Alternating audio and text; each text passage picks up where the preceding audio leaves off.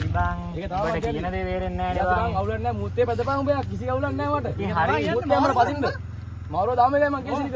මුත්තේ පැදලා පැදපන් අවුලක් නැහැ. ඕනේ නැහැ ඉතින් හරිය. ආ කියහන් ඉතින් මුත්තේ ගම පැදලා මුට පදින එක මුත්තේ කියලා ඇසේ. අසි අවුලක් නැහැ නේ බං පදියා.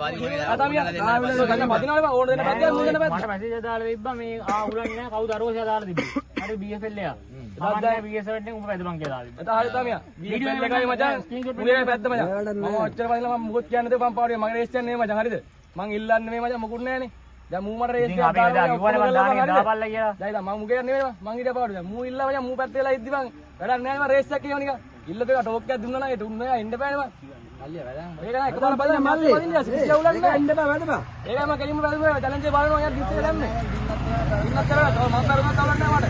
අරවලා දාපු කරේ මම එකපාර පදින්න දෙච්චරයි. අපි එන්න පිටට ඕනේ. ඉතින් නේ. ඉතින් එන්න ගියා එක. නැත්නම් නෑ මම.